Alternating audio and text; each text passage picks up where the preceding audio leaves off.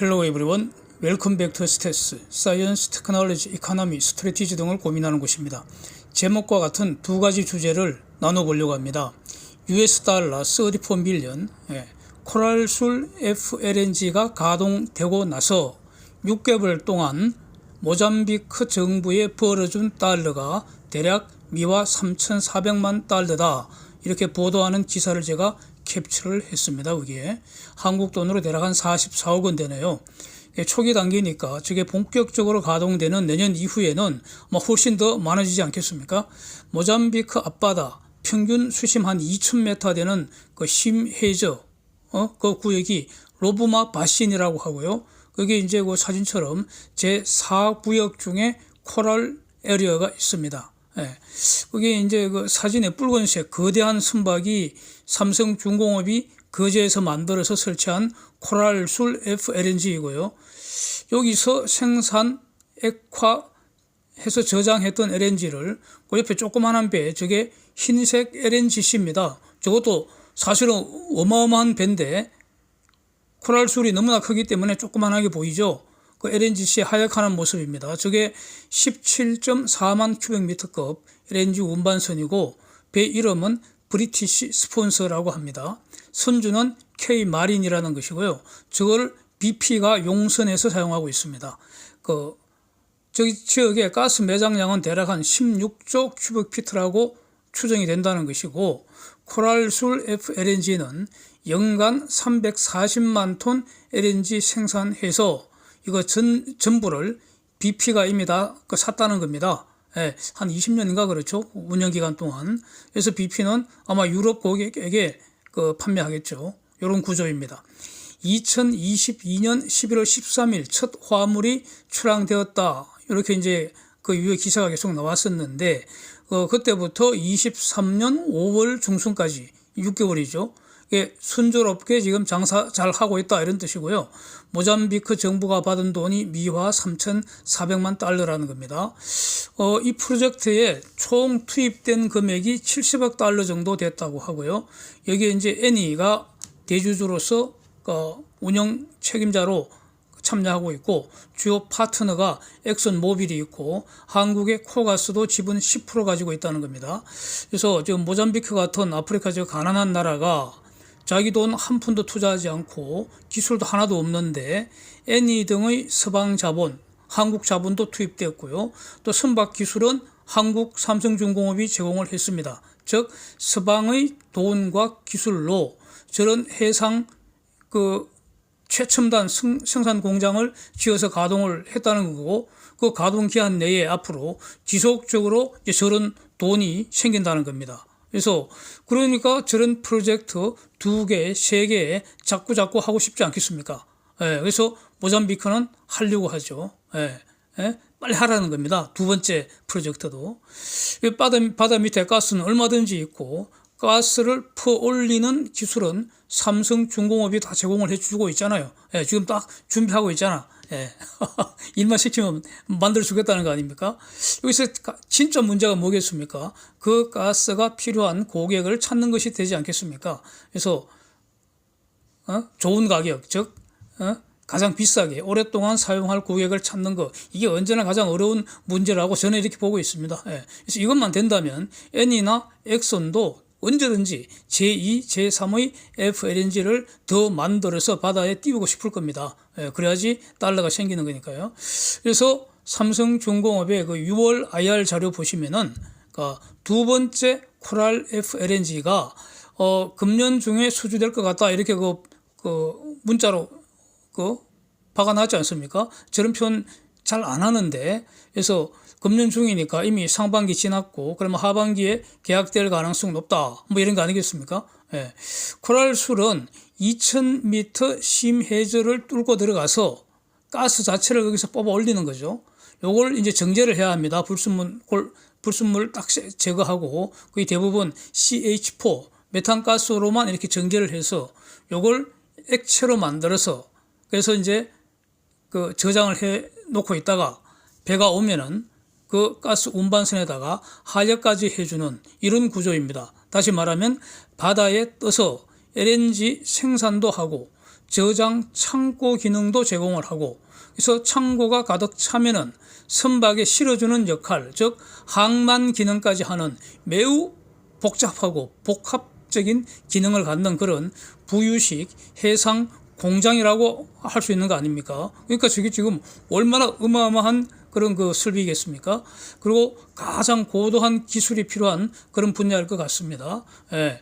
이제 요거하고 비교되는 게 같은 그 IR 자료에 있는 거 미국의 델핀 그 FLNG 프로젝트나 캐나다의 세다 프로젝트 이런 경우에는 해상에서 가스를 직접 뽑아 올리지는 않습니다. 예. 가스는 육지의 가스정에서 뽑아 올린 거를 사갖고 옵니다. 예.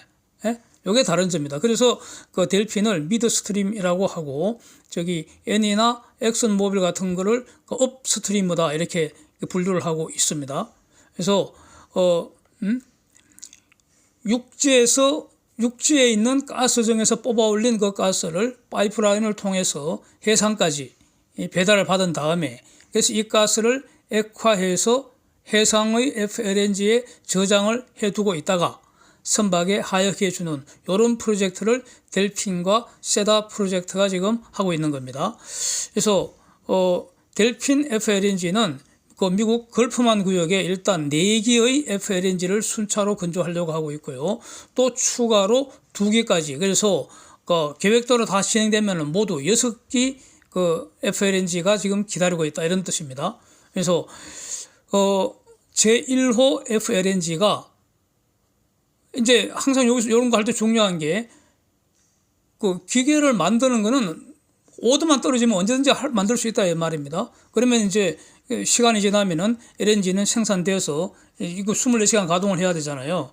그러니까 사갈 고객을 지금부터 미리 찾는 게 매우 중요합니다.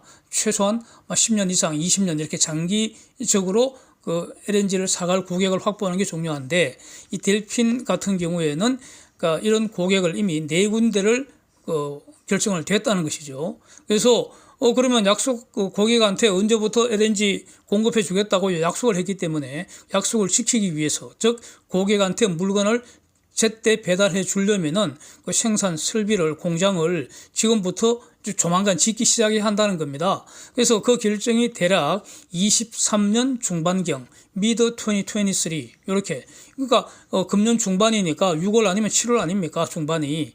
그래서 6, 7월경에 저것도 발주되는 거 아니냐 이렇게 기대하는 그 근거입니다. 23년 중반경이라는 저 말은 1분기 그 델핀 실적 보고할 그 당시에 델핀 CEO가 언론에 밝힌 그런 내용입니다. 그래서 만약에 그래서 삼성중공업이 원래 저 코럴 넘버 2하고 델핀 1호를 수주하면은 이건 진짜 엄청난 사건이 될 것 같습니다.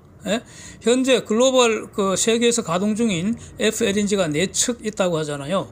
그 중에 가장 큰 거 3척을 삼성중공업이 만들었고요. 그게 바로 말레이시아의 2번째 FLNG인 두아, 그 다음에 그 호주에 있는 프렐루드, 이게 제일 크죠. 세계에서 제일 크죠. 그 다음에 위에서 봤던 코랄술, 이렇게 3개를 이미 삼성중공업이 만들어서 가동 중이고, 금년에 새로 발주한 게, 그래서 삼성 수주 받은 게 말레이시아의 3번째 FLNG인 티가라는 거 아닙니까? 이게 200만 톤 규모죠. 이걸 이제 수주해서 지금 그 공사하고 있는 것이고, 그래서 이거 전부 이제 삼성중공업이 수주했다는 것인데, 그 외에 앞으로 코랄 넘버 2하고 델핀 1호까지 하게 된다면은 거의 뭐 대부분의 그 FLNG 수주는 삼성중공업이 그냥 독점하는 그런 셈이 되잖아요.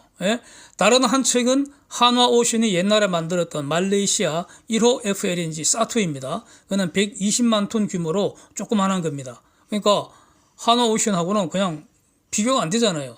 대부분 그냥 삼성중공업이 독점하게 되는 그런 상황이기 때문에 내년 이후에도 이런 플랜트는 더 많이 필요하다 뭐 이렇게 보고 있기 때문에 굉장히 중요하다, 엄청난 사건이 되는 거 아니냐 뭐 이렇게 본다는 겁니다.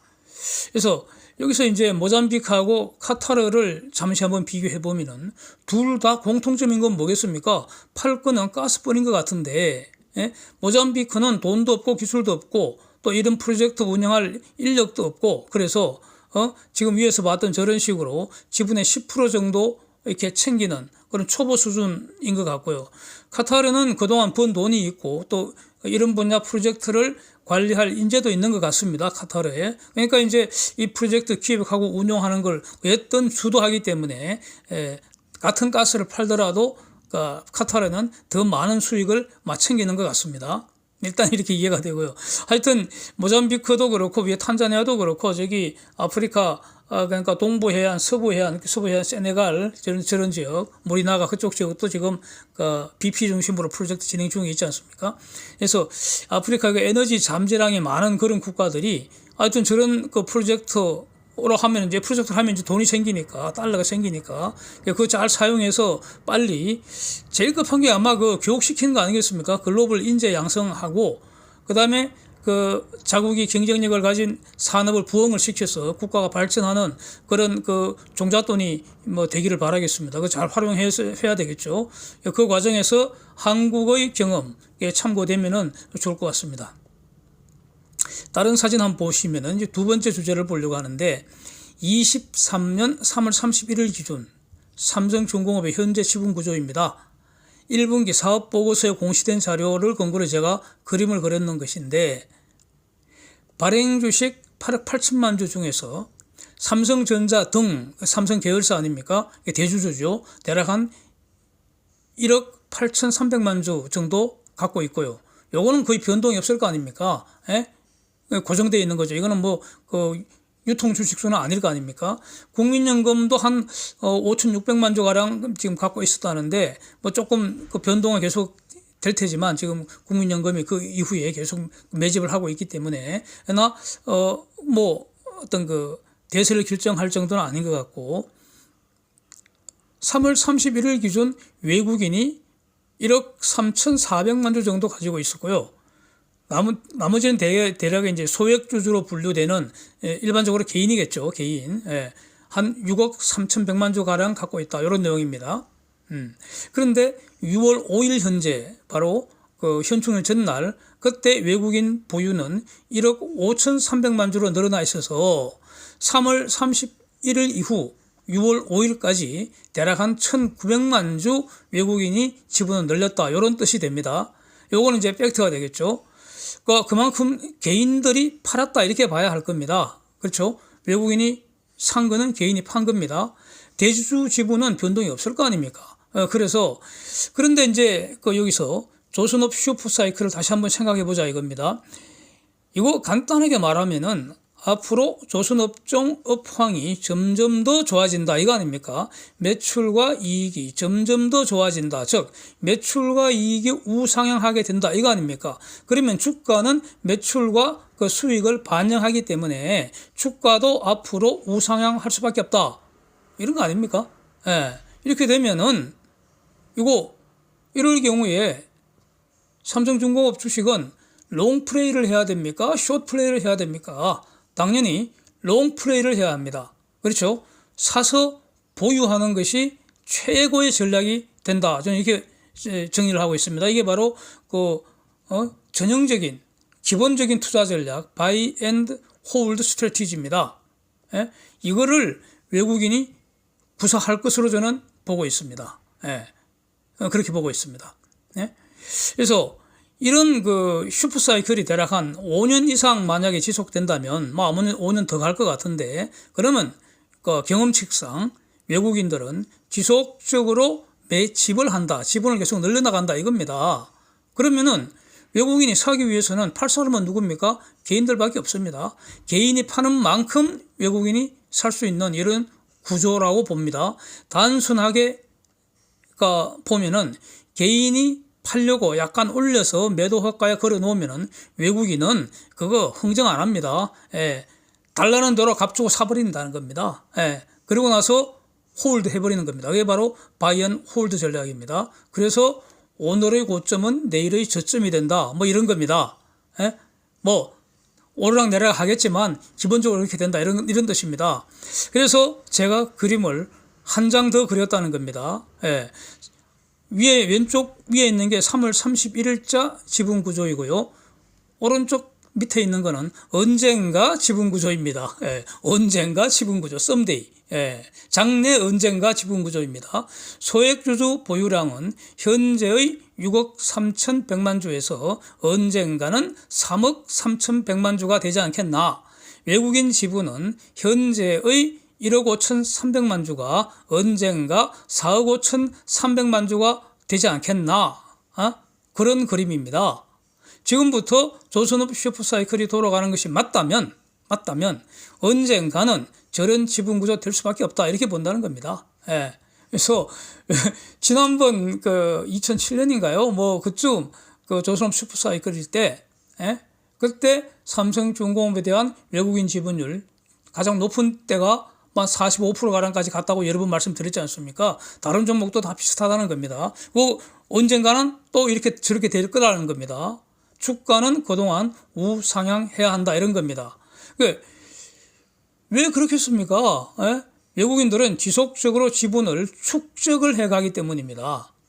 외국인들 사는 것 같지만 결국 더 많이, 외국인들이 일시 파는 것처럼 보여도 결과적으로 시간이 지나고 나서 보면은 더 많이 갖고 있다, 이런 겁니다. 사면은 잘 안 판다는 거죠. 계속 들고 가버리는 겁니다. 이미 외국인은 1억 5,300만 주를 갖고 있어서 현재 이게 17.37%니까 돈으로는 대략 한 1조 원 정도 시총을 들고 있습니다. 이렇게 투자를 하고 있다는 겁니다. 외국인이 대략 한 돈 1조 원 정도를 삼성중공업에 지금 투자를 하고 있다는 겁니다. 이걸 꾸준하게 지분을 늘려나가서 그래서 주가가 상승하는 것이, 즉 외국인들은 싸게 사는 것보다도 비싸게 사는 게 더 이익이라는 겁니다. 아주 재미있는 논리 구조입니다. 앞으로는 그렇게 된다는 겁니다. 그래서 주가는 올라가고요. 오르면 오른 만큼 비싸게 팔려고 내놓으면은 그 흥정 안 하고 그냥 사버린다는 겁니다. 이렇게 장기적으로 가는 것이 기존 보유하고 있는 물량의 가치도 상승하기 때문에 장기적으로 이게 이익 극대화 전략이다. 대박을 확실하게 실현하는 전략이다. 뭐 이렇게 저는 정리를 합니다. 그래서 만약에 언젠가 시총 50조 원의 외국인 지분을 언젠가 40%를 만약에 보유하게 된다면 그러면 외국인 시총은 20조가 되는 거 아닙니까? 현재 시총 1조 기준으로는 20배 수익이 나는 거 아닙니까? 그렇죠. 이건 뭐 이론이 있을 수 없습니다, 이거. 그래서 물론 그동안 신규로 투입되는 돈의 수익성, 그거는 한계 투자 수익률 체감의 법칙, 그게 지배가 되지만 하여튼 마지막 투입한 그 주가보다도 주가가 더 올라간다면 그러면 투입된 모든 돈의 그 수익은 플러스가 되는 거 아닙니까? 이게 바로 이익 극대화 되는 것이죠, 장기적으로. 그래서 외국인의 전략이 매우 우수하다, 저는 이렇게 정리를 하고요. 이 점 잘 적용을 하시면 이 영상 들으시는 모든 분들한테 도움이 되지 않을까 생각합니다. 그리고 또 감사 말씀드리겠습니다. 제가 일일이 이렇게 말씀드리지는 않는데 꾸준하게 또 함께 해주시고 추천도 많이 해주시고 해서 이런 게 저는 뭐 사실 많이 힘이 됩니다. 구독자 수도 많이 늘면 좋겠고요. 그렇습니다. 또 자율 구독료 후원해 주시는 여러분들 이 기회에 깊이 감사드리겠습니다. 사이언스, 테크놀로지, 이코노미, 스트래티지 이걸 추구를 하는 그런 최고의 사이트로 한번 발전을 시키고 싶습니다. Thanks for watching. See you next.